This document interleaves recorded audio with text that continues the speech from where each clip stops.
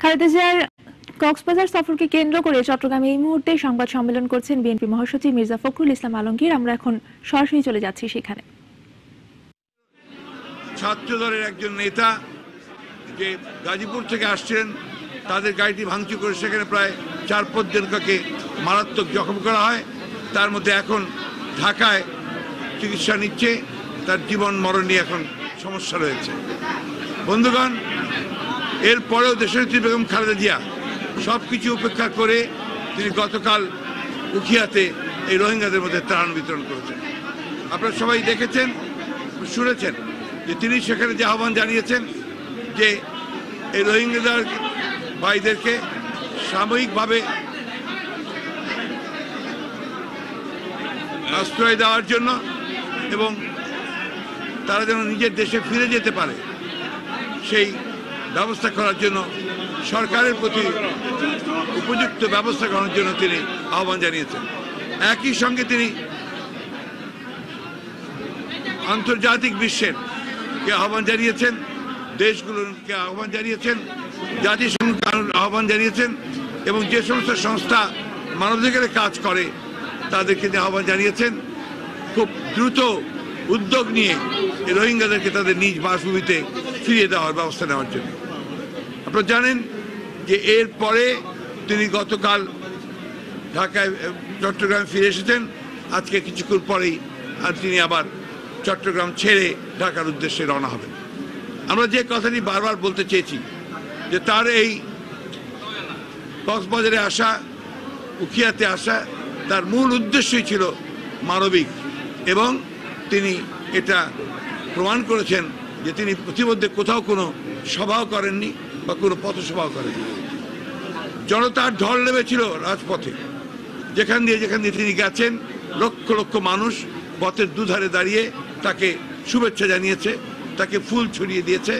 এখান থেকে প্রমাণিত হয় যে দেশনেত্রী বেগম খালেদা জিয়া এই দেশের সবচেয়ে জনপ্রিয় নেতা।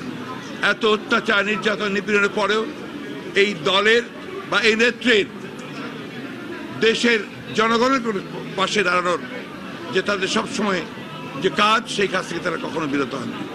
তারা গণতন্ত্রের প্রতিষ্ঠা করবার জন্য লড়াই করছেন, ত্যাগ স্বীকার করছেন, জেলে যাচ্ছেন, হচ্ছেন, জীবনও দিচ্ছেন। তারপরেও দেশনেত্রী তার যে মূল কাজ গণতন্ত্রের প্রতিষ্ঠা করবার, সেই কাজ থেকে তিনি এতটুকু বিরত থাকেননি। আজকে আমি আপনাদেরকে, বিশেষ করে সাংবাদিক ভাইদেরকে আন্তরিকভাবে ধন্যবাদ এবং কৃতজ্ঞতা জানাতে চাই যে আপনারা দীর্ঘ প্রায় আজকে দিয়ে 4 দিন হতে চলেছে, এই 4 দিন আপনারা অনেক কষ্ট সহ্য করে আপনারা এই প্রোগ্রামের সঙ্গে ছিলেন ও সেটা কাভার করার চেষ্টা করেছেন। আপনাদের অনেকে আক্রান্ত হয়েছেন, আহত হয়েছেন, আপনাদের গাড়ি সব ভেঙে গেছে, তারপরে আপনারা পিছ পাননি এবং আপনারা এই প্রোগ্রামকে কাভার করার জন্য আপনারা সবই দেখেছেন নিজ স্বচক্ষে যে দেশনেত্রী বেগম খালেদা জিয়ার জনপ্রিয়তা কোন জায়গায় কি অবস্থায় আছে। আপনারা সবই জানেন যে কারা আক্রমণ চালিয়েছে এবং সেই আক্রমণকারী কারা তা আপনাদের পত্র পত্রিকাতে, ইলেকট্রনিক মিডিয়ার মাধ্যমে সেটা চলে এসেছে। অথচ দুর্ভাগ্য যে আওয়ামী লীগের নেতা, বিশেষ করে সাধারণ সম্পাদক, যার কাছে আমরা আশা করেছিলাম যে তিনি অন্তত এটুকু করবেন যে এটাকে নিন্দা করবেন প্রথমেই এবং এটার প্রয়োজনীয় ব্যবস্থা গ্রহণ করবেন, ওই সমস্ত হামলাকারীদেরকে বের করবার আর খোঁজার দরকার নেই, তাদের পরিচয় জানা হয়ে গেছে, এখন তাদেরকে আইনের আওতায় নিয়ে আসার জন্য তিনি চেষ্টা করবেন। না করে যে সমস্ত কথা তারা বলেই যাচ্ছেন, সেটা আমরা সুস্পষ্টভাবে মনে করি যে সন্ত্রাসকে প্রশ্রয় দেওয়া এবং রাজনীতিকে ধ্বংস করবার আরেকটি প্রক্রিয়া তারা শুরু করেছে। আমরা এটা তীব্র নিন্দা জানাচ্ছি এবং এখনো সময় আছে তারা এই ঘটনায় দুঃখ প্রকাশ করে তাদের উচিত, যারা দায়ী তাদেরকে বিচারের আওতায় গ্রেফতার করে বিচারের আওতায় নিয়ে আসে। এবং আপনারা জানেন এর মধ্যে বিভিন্ন রকম অপপ্রচার তারা শুরু করেছে। এমনকি আমাদের চট্টগ্রাম মহানগরের যে সভাপতি, তার বিরুদ্ধেও একটা অপপ্রচার চালিয়েছে, যেটা প্রমাণিত হয়েছে যে উনি কখনোই এ সময়ের মধ্যে ছিলেন না। আমাদের মূল কথা যেটা, যে এইভাবে মিথ্যা কথা বলে এইভাবে জনগণকে বিভ্রান্ত করা যাবে না। কারণ জনগণ এখন পরিষ্কার করে বুঝে নিয়েছে যে আওয়ামী লীগ এখন একটা সত্যকে ধামাচাপা দেওয়ার জন্য প্রচলিত যে নিয়মগুলো রয়েছে, গণতন্ত্রের যে নর্মসগুলো রয়েছে, সেই নর্মসগুলোকে তারা ধ্বংস করে দিচ্ছে।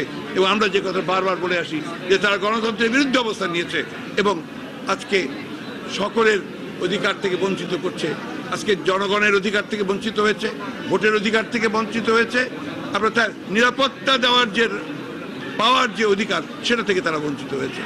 আপনি আজকে সেই জন্যই, এবং আরেকটি কথা যেটা আমাদের বলা দরকার, বলে এসছি আমরা বরাবরই, যে রোহিঙ্গা ইস্যুতে আমাদের দেশনেত্রী গতকাল বলেছেন যে রোহিঙ্গা ইস্যুতে যা করা উচিত ছিল তা সরকার করতে পারেনি, সরকার ব্যর্থ হয়েছে সেসব জায়গায়।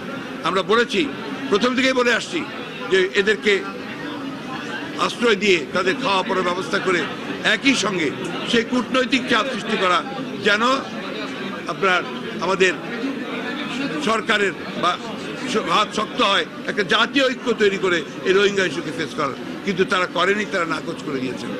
আজকে সেই জন্য দেশের আহ্বান জানিয়েছেন যে সকল মানুষকে ঐক্যবদ্ধ হয়ে এই সংকট আমাদেরকে মোকাবেলা করতে হবে, এবং বিদেশের যে সমস্ত সংস্থাগুলো, আন্তর্জাতিক যে সংস্থাগুলো আছে তাদের উপরে আরও কূটনৈতিক তৎপরতা বৃদ্ধি করে মিয়ানমারকে বাধ্য করা যে তারা যেন রোহিঙ্গাদেরকে ফিরিয়ে নিয়ে যায়। আপনাদের সকলকে আবারও আন্তরিক ধন্যবাদ দিয়ে আমি আজকে আমার বক্তব্য এখানে শেষ করছি।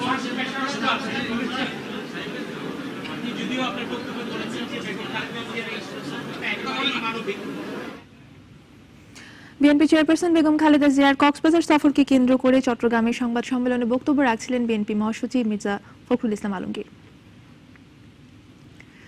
রাখাইনে মানবেতর জীবন কাটালেও বাংলাদেশে আশ্রিত রোহিঙ্গারা ভালো আছে, ত্রাণ সহায়তা যা পাচ্ছে তাতে খুশি তারা, তাই এখনো যারা আসতে পারেনি তাদেরকে আসার জন্য বলা হচ্ছে মোবাইলে। রোহিঙ্গা যুবকরা নাফ নদী সাঁতরে বাংলাদেশে আসছে প্রতিদিন। তারা বলছেন সহিংসতা বন্ধ হলেও রাখাইনে আর ফিরে যেতে চান না তারা। অন্তরা বিশ্বাস জানাচ্ছেন বিস্তারিত, ক্যামেরায় ছিলেন শেখ জালাল। মুসালামা মিয়ানমারের বুচিডং গ্রামে ভিক্ষা করে খেতেন।